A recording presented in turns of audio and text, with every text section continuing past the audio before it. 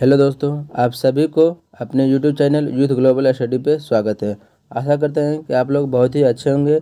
आज हम इस वीडियो में जो NCERT का जो सीरीज चल रहा था, तो ये सीरीज नंबर 2 लेकर आए हैं, जो कि इसमें टोटल जो है साइंस जो था NCERT का इसमें करवाया जाएगा। लगभग 1000 प्लस क्वेश्चन इस सीरीज के माध्यम से छोटे छोटे वीडियो के साथ इसमें अपलोड किया जाएगा। जो भी लोग नए जुड़े हैं तो वो चैनल को पहले लाइक सब्सक्राइब कर ऑल बेल आइकन पे क्लिक कर रहे हैं, ताकि जो भी सीरीज इसमें अपलोड किया जाएगा तो आप सभी को वो अपडेट बहुत ही जल्द मिल जाएंगे, और ताकि आप जब वीडियो देख के जाएँ तो आपको एग्जाम में बहुत ही फ़ायदा भी होगा। आप खुद ही जानते होंगे कि NCERT का जो रोल जो होता है वह एग्ज़ाम में आजकल बहुत ही बढ़ गया है, इसलिए NCERT जो साइंस होता है उस पर ध्यान देना बहुत ही ज़रूरी है। चलिए, इसका जो वन लाइन है जो इसमें लगभग वन से लेकर 62 क्वेश्चन तक डिस्कशन करवा दिए हैं, और इस वीडियो के माध्यम से आप डिस्क्रिप्टिव के साथ अच्छे से वीडियो को और कम समय में बहुत सारे क्वेश्चन सीखने को मौका मिलेगा। इसलिए ये वीडियो को 1 से 2 बार ज़रूर देखें। आप इतना कम समय में खुद से अब अगर चाहेंगे रिवीजन करने के लिए तो उतना अच्छा नहीं हो पाएगा जितना इस वीडियो के माध्यम से कोशिश करेंगे कि करवा दें। चलिए, अगला क्वेश्चन जो है कि प्रथम बार बियोंट ने देखा था कि भोजन का जो मंथन जो था वह अमाशय कर रहा था। ठीक है, तो अमाशय भोजन का मंथन कर रहा था, तो यह जो सबसे पहले किसने देखा था, किसने इसके बारे में बताया था, तो ये ब्यूमोंट ने देखा था। किसने? तो बार ब्यूमोंट ने देखा था। तो ये बात ध्यान में रखिएगा कि भोजन जो होता है, भोजन का जो मंथन जो है वह अमाशय कर रहा था, लेकिन ये किसने बताया था? ब्यूमोंट ने। ये NCERT का लैंग्वेज डायरेक्ट उसमें दिया हुआ है, इसीलिए इसका थोड़ा लैंग्वेज भी थोड़ा कुछ अलग टाइप का लग सकता है। तो हम कोशिश करेंगे कि आपको वीडियो को अच्छे तरीके से समझा देंगे ताकि परेशानी कोई कुछ भी ना हो। चलिए, अगला क्वेश्चन है कि क्षुद्रांत की आंतरिक भित्ति में अंगुली नुमा के समान संरचना होती है। तो जो क्षुद्रांत में क्या, आंतरिक भित्ति में एक अंगुली नुमा समान संरचना होती है। ये क्या करता था कि भोजन का अवशोषण करने का काम करता है। जब भूख लगता है तो क्या होता है कि जब भोजन नहीं मिलता है, जब भूख लगता है तो अंदर में क्या होता है, चुभन जैसा होने लगता है। तो ये इसी के कारण होता है। किसके द्वारा? ये अंगुलीनुमा जो संरचना जो पाया जाता है उसी के कारण होता है। ठीक है, इसे दीर्घरोम, रसांकुर तथा बिल्ली भी कहते हैं। क्या कहते हैं? दीर्घरोम, रसांकुर और बिल्ली भी कहते हैं। ठीक है, पूछेगा कि भोजन का अवशोषण किसके द्वारा होता है, तो अंगुलीनुमा जो संरचना जो होता है इसका काम करता है, तो भोजन का अवशोषण करना भी होता है, इसे बिल्ली भी कहा जाता है। चलिए, अगला क्वेश्चन है कि अवशोषित पदार्थों का स्थानांतरण जो होता है वह किसके द्वारा आता है। जो भी पदार्थ अवशोषित किए हैं, ठीक है, तो उसका जो स्थानांतरण यानी कि एक जगह से दूसरे जगह ले जाने का काम जो करता है वह रुधिर वाहिकाएं जो होता है उसी के द्वारा आता है। किसके द्वारा आता है? तो रुधिर वाहिका के द्वारा आता है। तो अवशोषित पदार्थों का स्थानांतरण किसके द्वारा होगा? तो रुधिर वाहिका के द्वारा होगा। चलिए, अगला क्वेश्चन पे आते हैं। अगला क्वेश्चन है कि अवशोषित पदार्थ का जटिल पदार्थ में चेंज होना। जैसे कोई भी हम खाना खाएं तो वो क्या होता है, छोटे छोटे टुकड़ों में पहले बढ़ जाता है, तब फिर उसका एब्जॉर्बेशन होता है, अवशोषण होता है, उसके बाद क्या मिलता है? एनर्जी मिलता है। तो उसी तरह हो रहा है कि अवशोषित पदार्थ का जटिल पदार्थों में चेंज होना। ये क्या होगा, क्या हो रहा है कि छोटे छोटे पदार्थ को अवशोषित करके एक बड़ा पदार्थ बनाने का काम करता है। ये प्रक्रिया जो होता है वह स्वांगीकरण कहलाता है। ये क्या कहता है? स्वांगीकरण कहलाता है। जटिल पदार्थ में चेंज होना स्वांगीकरण कहलाता है। चलिए, अगला क्वेश्चन पे आते हैं। अगला क्वेश्चन है कि शाकाहारी के आमाशय में रुमेन होता है। ठीक है, शाकाहारी के आमाशय में कौन होता है? रुमेन होता है, जो कितने चैम्बर में बटा होता है? ये 4 चैम्बरों में बटा होता है। या भोजन का प्राथमिक संग्रह करता है, यानी कि भोजन का प्राथमिक संग्रह करने का काम कौन करता है? तो वह रुमेन करता है। रुमेन जो होता है वह शाकाहारी के आमाशय में पाया जाता है। वो कितने चैम्बर में बटा हुआ था? तो वह 4 चैम्बर में बटा हुआ था। तो इतना बात ध्यान में रखिएगा। चलिए, अगला क्वेश्चन है कि अमीबा जलाशय में पाए जाने वाले क्या, यह एक कोशिकीय जीव है।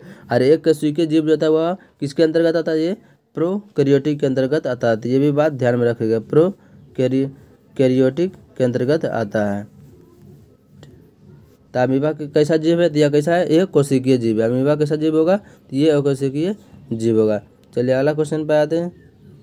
अगला क्वेश्चन है कि अमीबा के चलने वाला जो भाग जो होता है उसे क्या कहते हैं? पदाव, यानी कि कृत्रिम पाँव कहते हैं। यानी कि अमीबा का जो चलने वाला जो भाग जो होता है वह क्या कहलाता है? पदाव या कृत्रिम पाँव कहलाता है। ठीक है, अमीबा अपना भोजन जो होता है वह खाद धानी, यानी किसी को राजधानी बोला जाता है। तो भोजन जो होता है वह खाद धानी के द्वारा अंदर ग्रहण करते हैं। तो पूछेगा कि अमीबा अपना भोजन ग्रहण करता है, किसके द्वारा करता है? तो ये खाद धानी जो होता है उसके द्वारा ये अमीबा का भोजन करता है, ग्रहण करता है। अब अमीबा गति कैसे करता है? तो वह पदार्थ के द्वारा गति करता है। ठीक है, चलिए अगला क्वेश्चन पे आते हैं। अगला क्वेश्चन है कि कार्बोहाइड्रेट का पाचन जो होता है वो कहाँ से प्रारंभ होता है? तो ये मुख से ही पाचन होता है। जब हम भोजन भी करते हैं तो उसका पाचन जो सबसे पहले जो पाचन का जो प्रारंभ हो जाता है वह मुख से होता है। तो ये बात ध्यान में रखिएगा। तो कोई भी चीज़ हो उसका पाचन सबसे पहले कहाँ से प्रारंभ होगा? तो ये मुख से होगा, डायरेक्ट याद रखिएगा। ठीक है, चलिए अगला क्वेश्चन पे है कि प्रोटीन का पाचन कहाँ स्टार्ट होता है? तो प्रोटीन का जो पाचन जो होता है ये अमाशय से शुरू होता है। प्रोटीन का पाचन कहाँ से शुरू होता है? तो प्रोटीन का पचना ये अमाशय से स्टार्ट हो जाता है। ठीक है, चलिए अगला क्वेश्चन है कि वसा का जो पाचन जो होता है वो कहाँ से शुरू होता है? ये छोटी आंत से होता है। तो ये तीनों बात ध्यान में रखिएगा। कार्बोहाइड्रेट का पाचन कहाँ से प्रारंभ होगा? कार्बोहाइड्रेट का पाचन जो होगा मुख से होगा। प्रोटीन का पाचन का प्रारंभ जो होगा वह अमाशय से होगा। ठीक है, अब वसा का जो पाचन जो होगा वह छोटी आंत से होता है। चलिए अगला क्वेश्चन पे आते हैं। अगला क्वेश्चन है कि डॉक्टरी थर्मामीटर तो आप लोग सभी लोग देखे होंगे। तो डॉक्टरी थर्मामीटर का जो रेंज यानी कि परास जो होता है वह कितना होता है? ये 35 डिग्री सेल्सियस से लेकर 42 डिग्री सेल्सियस तक होता है। यानी कि 35 डिग्री सेल्सियस से 42 डिग्री सेल्सियस तक होता है। फ़ारेनहाइट में जो पूछा जाएगा तो ये 94 से 108 डिग्री फ़ारेनहाइट होता है। फ़ारेनहाइट का फॉर्मूला क्या होता है? इसका होता है C/5 बराबर F माइनस 32/9 होता है। तो ये सेल्सियस से फ़ारेनहाइट में बदलने के लिए ये फार्मूला आता है, तो इसको भी ध्यान में रखिएगा। चलिए अगला क्वेश्चन है कि वह प्रक्रम जिसमें उष्मा किसी वस्तु के गर्म सिरे से ठंडे सिरे की ओर स्थानांतरित होता है वह क्या कहलाता है? उसे चालन विधि कहा जाता है। उसे क्या कहते हैं? चालन कहते हैं। यानी कि क्या आता है कि कोई भी छड़ लिए आप, जहाँ पे आग लगा हुआ है वहाँ पे आप रख दिए, तो उसमें क्या था, धीरे धीरे वह छड़ क्या था, वह गर्म होता है। तो किस विधि के द्वारा गर्म हो रहा है? तो ये चालन विधि के द्वारा गर्म होता है। ठीक है, तो ऑप्शन तो ये याद रखिएगा, चालन।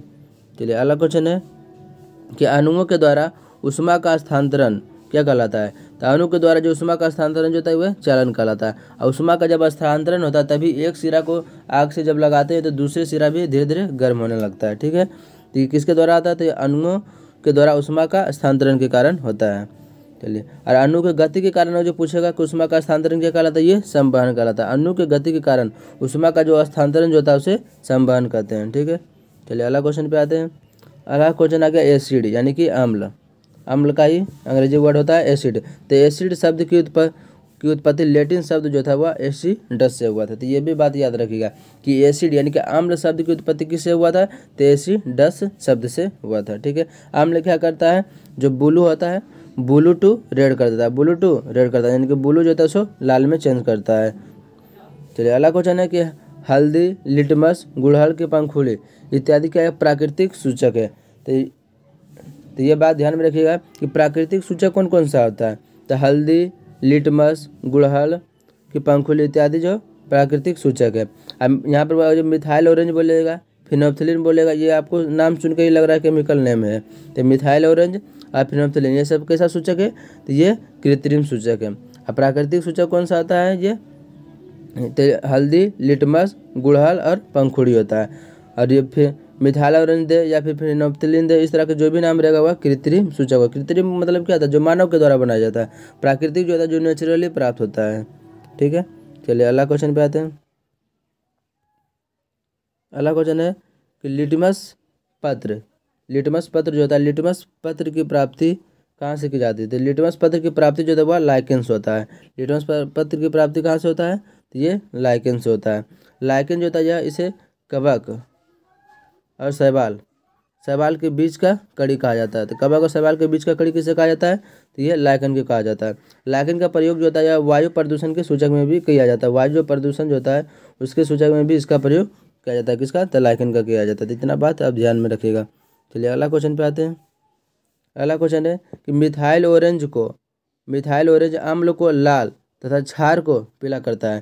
तो इसका काम, तो मिथाइल ऑरेंज अम्ल को क्या करता है? अम्ल को लाल तथा क्षार को क्या करेगा? पीला करेगा, क्योंकि अम्ल का काम ये होता है लाल करना। ब्लू टू रेड ये अम्ल का काम होता है। और रेड टू ब्लू ये जो होता है यह भस्म का काम होता है। भस्म बोले यानी कि क्षार। ठीक है, तो ये बात ध्यान में रखिएगा कि फेनोल्फथालीन अम्ल में अगला क्वेश्चन है कि फेनोल्फथालीन अम्ल में कोई रंग नहीं देता है तथा क्षार को गुलाबी कर देता है। फेनोल्फथालीन जो होता है इसको जब डालिएगा अम्ल में तो इसमें कोई परिवर्तन नहीं होगा, कोई रंग ही नहीं देगा। कौन? तो फेनोल्फथालीन अम्ल में कोई रंग नहीं देता है। और क्षार जो होता है, जो क्षार में डालिएगा तो ये गुलाबी हो जाता है, क्षार में डालने पर गुलाबी हो जाता है। और यहाँ पे ध्यान में रखिएगा कि मिथाइल ऑरेंज अम्ल को कैसा करेगा? लाल करेगा। क्षार को कैसा करेगा? तो ये पीला कर देता है। ठीक है, और फेनोल्फथालीन क्या करता है? ये क्षार को गुलाबी कर देता है, मिथाइल ऑरेंज ये पीला कर देता है। चलिए अगला क्वेश्चन है कि गुड़हल के पुष्प जो होता है वह अम्ल को गहरा गुलाबी तथा क्षार को हरा कर देता है। गुड़हल का पुष्प तो आप देखे होंगे, गुड़हल का जो पुष्प होता है उस पर जब अम्ल जब डालिएगा तो उसको गुलाबी कर देगा। ठीक है, और जो क्षार का जो उस पर डालिएगा तो वो कैसा हो जाएगा? वो हरे रंग का हो जाता है। ठीक है, और अम्ल डालने पर ये गुलाबी रंग का हो जाता है। चलिए अगला क्वेश्चन है कि हल्दी जो होता है हल्दी या अम्ल को नीला या पीला तथा क्षार को लाल कर देता है। क्षार को क्या करता है? ये लाल कर देता है। यानी कि हल्दी कैसा जो होता है, जो लिटमस पत्र जो होता है ना उसका विपरीत रंग को दर्शाता है। हल्दी क्या करता है? वो लिटमस पत्र को विपरीत, या अम्ल को ही नीला पीला कर रहा है और क्षार को ही क्या कर रहा है? लाल कर रहा है। तो पूछेगा कि लिटमस पत्र के विपरीत रंग को कौन दर्शाता है? तो ये हल्दी दर्शाता है। तो ये बहुत ही इंपॉर्टेंट क्वेश्चन है, इसको ध्यान में रखिएगा। ये लिटमस पत्र के विपरीत रंग को दर्शाता है। चलिए अगला क्वेश्चन है कि उदासीन अभिक्रिया में सदैव होता है। तो उदासीन अभिक्रिया में क्या होता है? ऊष्मा निकलता है। उदासीन अभिक्रिया में ऊष्मा का क्या होता है? उत्सर्जन होता है, यानी कि ऊष्मा निकलता है। अगला क्वेश्चन है कि केलेमाइन जिसमें जिंक कार्बोनेट होता है। केलेमाइन में क्या होता है? जिंक कार्बोनेट, यानी केलेमाइन का सूत्र क्या होता है? ZnCO3 होता है। तो यही पूछ रहा है कि केलेमाइन जो होता है जिसमें जिंक कार्बोनेट होता है। चलिए अगला क्वेश्चन है कि वह परिवर्तन जिसमें नए पदार्थ का निर्माण होता है तथा उसे पुनः मूल घटकों में नहीं लाया जा सकता है, वह क्या कहलाता है?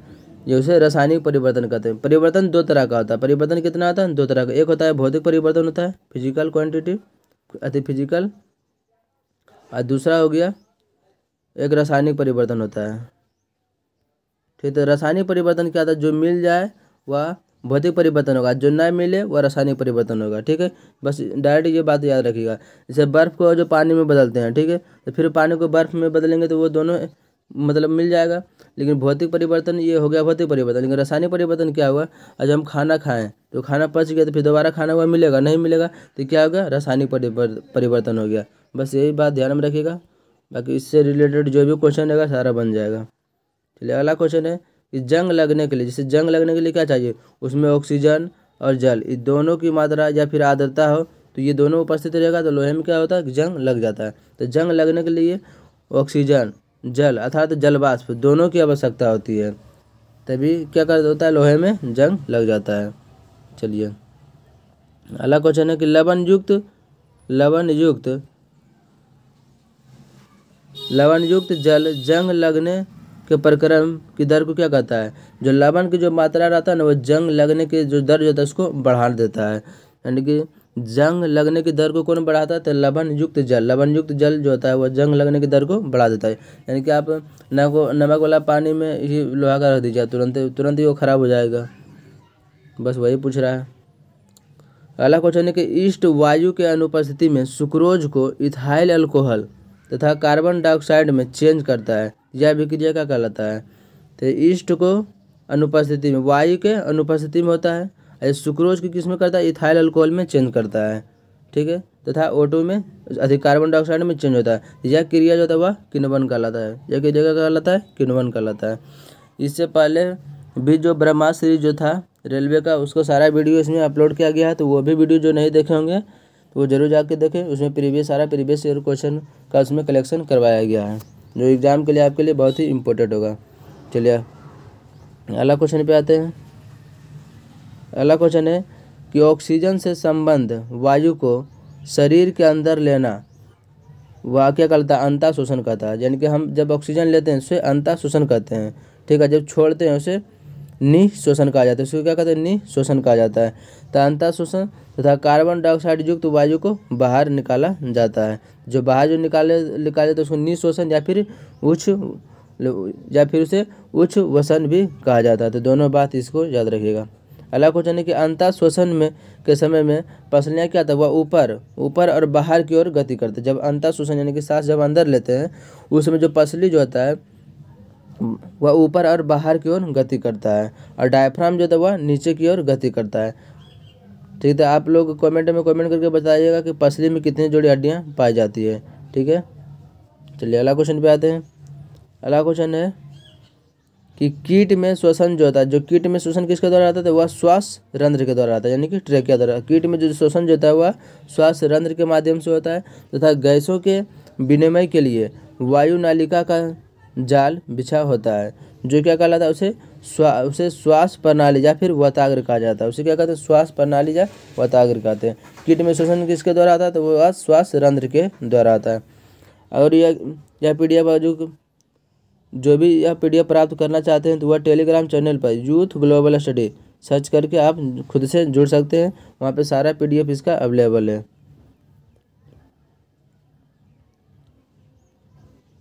चलिए अगला क्वेश्चन है कि मछलियों के क्लोम में रक्त वाहिनियों की संख्या अधिक होती है, तो जो गैसों के क्या कहता है, विनिमय करने का काम करता है।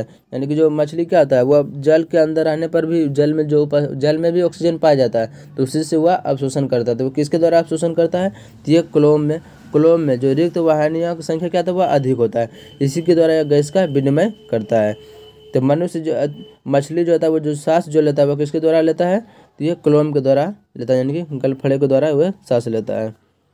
चलिए अगला क्वेश्चन पूछा कि मछली में कितने, इसका हृदय जो होता है कितने चैम्बर में बटा हुआ था, तो इसका हृदय 2 चैम्बरों में बटा हुआ था। मनुष्य का पूछेगा तो वो 4 चैम्बर में बटा हुआ था, ये भी बात ध्यान में रखिएगा। अगला क्वेश्चन है कि ओ वायवीय श्वसन का अंतिम उत्पाद क्या होता है, तो ओ वायवीय श्वसन का जो अंतिम जो उत्पाद जो बनता है वह इथाइल अल्कोहल कहलाता है। उसे क्या कहते हैं, इथाइल अल्कोहल कहते हैं। तो ओ वायवीय श्वसन का अंतिम उत्पाद इथाइल अल्कोहल हो गया। अगला क्वेश्चन है रक्त यानी कि ब्लड जो हो गया एक तरल से बना है, जिसे क्या कहते हैं, उसे प्लाज्मा कहते हैं।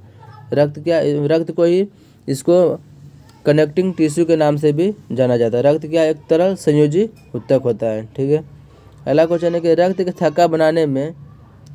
थक्का बनने में किसका प्रयोग होता है, तो ये पट्टिकाणु, इसी को बोला जाता है प्लेटलेट्स। अधिकांश बार यही पूछा जाता है प्लेटलेट्स, इसी का जो हिंदी नाम होता है वह पट्टिकाणु होता है। तो पट्टिकाणु का अहम भूमिका होता है रक्त को थक्का बनाने में। विटामिन अगर जो पूछेगा तो क्या हो जाएगा, विटामिन अगर जो पूछेगा क्या हो जाएगा, जो हार्मोन अगर जो पूछेगा तो विटामिन इसका क्या हो जाएगा। चलिए अगला क्वेश्चन पे आते हैं। अगला क्वेश्चन है रक्तचाप जो होता है वह रक्तचाप मापी या स्फिग्नोमीटर से मापा जाता है। आप लोग सभी देखे होंगे जो बीपी जो मापा जाता है, जो डॉक्टर के जो पास जो होता है उसको क्या कहते हैं, स्फिग्नोमीटर के नाम से जाना जाता है। एक स्वस्थ व्यक्ति का रक्तचाप कितना होता है, 120/80 होता है। तो ये बात भी ध्यान में रखिएगा। अगला क्वेश्चन है कि धमनी से शिरा में रक्त का स्थानांतरण किसके द्वारा होता है, धमनी से शिरा में जा रहा है, ये केशिका के द्वारा होता है। धमनी से शिरा में रक्त का स्थानांतरण किसके द्वारा होता था, केशिका के द्वारा होता है। चलिए अगला क्वेश्चन है कि हृदय स्पंद यानी कि हार्ट बीट जो होता है, हार्ट बीट बराबर होता है लयबद्ध संकुचन प्लस लयबद्ध विशांति होता है। ठीक है, लयबद्ध संकुचन होता है और लयबद्ध विशांति होता है। अगला क्वेश्चन है कि हृदय स्पंद को जो होता है वो किसके द्वारा मापा जाता है, यह स्टेथोस्कोप के द्वारा मापा जाता है। हृदय के धड़कन को किसके द्वारा मापा जाता है, तो यह स्टेथोस्कोप। हृदय के धड़कन से कैसे आवाज़ निकलता है, इससे जो ध्वनि जो निकलता है लब और डब प्रकार की ध्वनि निकलती है। चलिए अगला क्वेश्चन है कि जो मानव का जो मूत्र जो होता है, मूत्र में जल की मात्रा इसमें कितना रहता है, तो ये 95%। जल की मात्रा जो रहता है 95%। यूरिया का मात्रा कितना रहता है, तो 2.5%। ये बात ध्यान में रखिएगा, यूरिया का मात्रा कितना होता है 2.5%। बाद बाकी जो 2.5% जो होता है इनमें सभी अपशिष्ट पदार्थ पाया जाता है। जितना भी अपशिष्ट पदार्थ रहता है 2.5 में, यूरिया इसमें कितना पाया जाता है, तो 25% पाया जाता है। ये बात ध्यान में रखिएगा। चलिए अगला क्वेश्चन है कि पत्ती द्वारा जल का वाष्प में परिवर्तन, तो पत्ती द्वारा क्या होता है, जल का वाष्प में परिवर्तन, वह किसके परिवर्तन सूचक खिंचाव बल के कारण होता है। यानी कि क्या था, इसमें जो पत्ती से जो जल का वाष्प में जो परिवर्तन होता है उसको क्या कहते हैं, वाष्प उत्सर्जन करते हैं। ये किसके कारण होता है, तो खिंचाव बल के कारण होता है। ये किसके कारण होगा, तो ये खिंचाव बल के कारण होता है। ठीक है, चलिए अगला क्वेश्चन पे आते हैं। अगला क्वेश्चन है मानव शरीर के होठ में मानव शरीर का जो होठ जो होता है, मानव शरीर के होठ में क्या कहता है, श्वेत ग्रंथियाँ नहीं पाई जाती। होठ एक ऐसा जगह आता है जहाँ पे श्वेत ग्रंथि नहीं पाई जाती। इसी कारण ठंडे में देखते हैं कि होठ क्या था, फट जाता है। तो उससे बचने के लिए बोरोप्लस हो गया, वैसलीन हो गया, इस सब का यूज किया जाता है। तो मानव शरीर में श्वेत ग्रंथि कहाँ नहीं पाई जाती, तो वो होठ में नहीं पाया जाता है, लिप्स जिसको बोलते हैं। चलिए अगला क्वेश्चन है कि अधिकांश पादपों में, अधिकांश जो पादप मतलब होता है पेड़ पौधा, अधिकांश पादपों में जो कायिक अंग के रूप में कौन पाया जाता है, तना और पत्ती। तो कायिक अंग के रूप में कौन सा पाया जाता है, तना और पत्ती। तो अधिकांश पादप में जो तना और पत्ती जो था किसके अंग के रूप में पाया जाता है, तो वो कायिक अंग कहलाता है। ठीक है, अगला क्वेश्चन पे आते हैं। अगला क्वेश्चन है पुष्प पादप का मुख्य जनन अंग क्या आता है। तो पुष्प जो होता है वह पादप का होता है सबसे मुख्य जनन अंग होता है। ये जो है प्रीवियस ईयर क्वेश्चन में भी ये पूछा गया है। आप जब सेट मारिएगा तो ये देखिएगा बहुत बार ये पूछा गया है। तो पुष्प जो होता है वह पादप अंग क्या होता है, मुख्य जनन अंग होता है। ठीक है, अगला क्वेश्चन है कि पत्ती के कक्ष में जो कलिका यानी कि मुकुल निकलता है या विकसित होने पर क्या कहलाता है, तो इसे कायिक कलिकाएं कहते हैं। इसके कहते हैं कायिक कलिकाएं कहा जाता है। चलिए अगला क्वेश्चन पे आते हैं। अगला क्वेश्चन है कि डालियाँ या फिर इसी को डहेलियाँ भी बोलते हैं। तो डालियाँ या डहेलियाँ शकरकंद जड़े द्वारा पौधे का क्या करता है, उत्पादन करता है। तो डालियाँ या डहेलियाँ पौधे का उत्पादन किसके द्वारा करता है, तो ये शकरकंद जड़ द्वारा पौधे का उत्पादन करता है। अगला क्वेश्चन है कि मांस और फर्न, जो मांस और जो फर्न जो होता है वह जो होता है, जैसे पादप में जनन जो होता है, इसमें जनन जो होता है किसके द्वारा आता है, बीजाणुओं के द्वारा आता है। तो पूछेगा कि बीजाणुओं के द्वारा जनन किस में होता है, तो मांस और फर्न में। मांस और फर्न में जनन किसके द्वारा आता है, तो ये बीजाणुओं के द्वारा होता है। ठीक है, चलिए अगला क्वेश्चन पे आते हैं।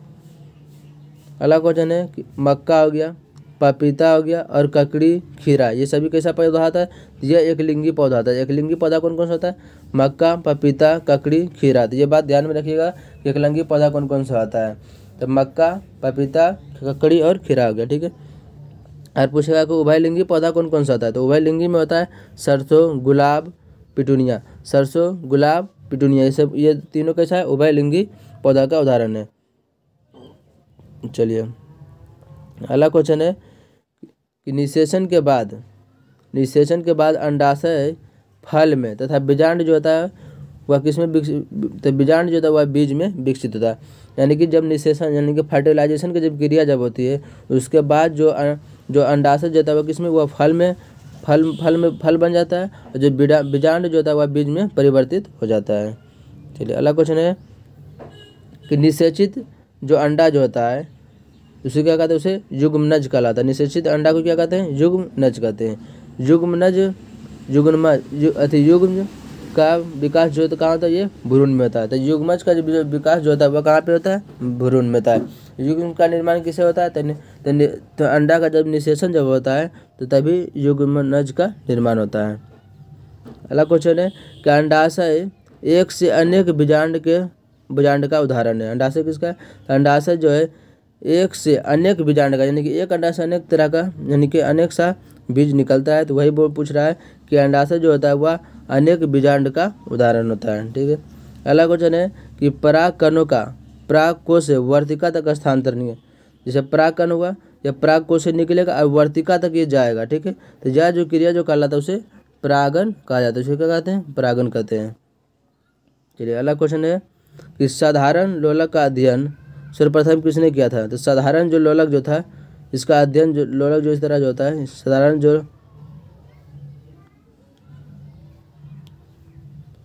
साधारण लोलक का अध्ययन सर्वप्रथम किसने किया था, ये गैलीलियो के द्वारा किया गया था। ठीक है, साधारण लोलक का अध्ययन किसने किया था, ये गैलीलियो ने किया था। अगला क्वेश्चन है जब किसी तार से विद्युत धारा प्रवाहित किया जाता है तो वह तार तप्त यानी कि गर्म हो जाता है। ठीक है, तो यह विद्युत धारा का किसके कारण होता है, तो ये ऊष्मीय प्रभाव के कारण होता है। यानी कि आप जब भी जो भी तार जो होता है उससे जब विद्युत धारा प्रवाहित किया जाता है तो कुछ टाइम के बाद देखिएगा वो तार जो वायर जो होता है वो क्या होता है, गर्म होता है। जो गर्म होने का जो कारण जो होता है ऊष्मीय प्रभाव के कारण क्या होता है, वो गर्म हो जाता है। ठीक है, चलिए अगला क्वेश्चन है कि विद्युत धारा के ऊष्मीय प्रभाव की खोज किसने किया था। तो विद्युत धारा का जो ऊष्मीय जो प्रभाव होता है इसकी खोज जूल ने किया था। और ऊष्मा का ऐसा मात्रा क्या होता है, जूल होता है। और जूल क्या एक वैज्ञानिक का नाम है। ठीक है, यहाँ पे डायरेक्ट पता चल रहा है कि उसमें प्रभाव की खोज किसने किया था, जूल ने किया था। चलिए अगला क्वेश्चन है कि रासायनिक प्रभाव का खोज किसने किया था। तो रासायनिक जो प्रभाव जो था इसका खोज माइकल फैराडे के द्वारा किया गया था। रासायनिक प्रभाव की खोज किसने किया था, ये फैराडे ने किया था। अगला क्वेश्चन है कि विद्युत धारा के चुंबकीय प्रभाव का खोज किसने किया था, तो यह एच.सी. ओरस्टेड ने किया था। तो विद्युत धारा के चुंबकीय प्रभाव का खोज किसने किया था, तो एच.सी. ओरस्टेड ने किया था। अगला क्वेश्चन पे आता है। अगला क्वेश्चन है समतल दर्पण द्वारा बना प्रतिबिंब कैसा होता है। तो समतल दर्पण द्वारा जो प्रतिबिंब जो बनता है वह कैसा होता है, ये काल्पनिक होगा, ये काल्पनिक होता है। अब जो काल्पनिक जो प्रतिबिंब जो होता है इसको पर्दे पर आप प्राप्त नहीं करते हैं। और ये जब जो भी प्रतिबिंब जो काल्पनिक होगा तो वो कैसा बनेगा, तो वो सीधा बनता है। कैसा बनता है, वो सीधा बनता है। तो ये भी बात ध्यान में रखिएगा। चलिए अगला क्वेश्चन है कि केवल वास्तविक प्रतिबिंब को ही पर्दे पर प्राप्त कर सकते हैं। अभी जस्ट बताए थे जो काल्पनिक प्रतिबिंब रहता है वह पर्दे पर प्राप्त नहीं होता है। पर्दे पर सिर्फ वास्तविक प्रतिबिंब ही प्राप्त होता है। एक चीज़ और रखिएगा, बात याद रखिए, जो अनंत जो प्रतिबिंब जो होता है, जो अनंत पर बनता है वो भी पर्दे पर प्राप्त नहीं होता है। तो दोनों बात ध्यान में रखिएगा। चलिए अगला क्वेश्चन है कि प्रकाश जो होता है, जो प्रकाश वह किस रेखा में गति करता है। तो प्रकाश जो होता है एक सरल रेखा में ये गति करता है, यानी कि प्रकाश सरल रेखा के अनुदिश गमन करता है। प्रकाश की चाल कितना होता है, कमेंट करके जरूर बताइएगा। चलिए अगला क्वेश्चन पे आते हैं। अगला क्वेश्चन है कि कोई भी पॉलिश किया हुआ अथवा चमकदार वस्तु के पृष्ठ के समान ही व्यवहार करता है। यानी कि कोई भी वस्तु हो, ठीक है, वो सिर्फ चमकदार होना चाहिए। जो चमकदार रहेगा या फिर या पॉलिश किया हुआ रहेगा तो वो क्या किसके तरह व्यवहार करेगा, तो वो दर्पण जो होता है वह दर्पण की तरह ही व्यवहार करता है। उसमें भी क्या होता है कि उसमें भी प्रतिबिंब बनने लगता है। चलिए अगला क्वेश्चन है कि अधिक ऊंचाई वाले वृक्ष के ऊपरी भाग पर तना की जो आकृति जो होता है, तना की आकृति वह क्या कहलाती है। तो अधिक ऊंचाई वाले जो वृक्ष जो होता है, ठीक है, तो यहाँ पे जो तना की जो आकृति जो होता है यहाँ पे, तो उसे बितान कहा जाता है। क्या कहते हैं, आकृति को बितान यानी कि कैनोपी कहा जाता है। तो ये बात ध्यान में रखिएगा।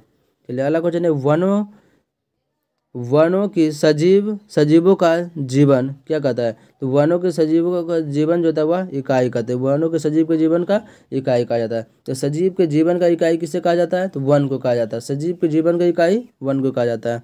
अगला क्वेश्चन है कि वनों द्वारा ध्वनि प्रदूषण भी कम किया जाता है, यानी कि पेड़ पौधा लगाकर आप ध्वनि जो प्रदूषण जो होता है उसको नियंत्रित कर सकते हैं, यानी कि वातावरण संतुलित भी इसी के द्वारा होता है।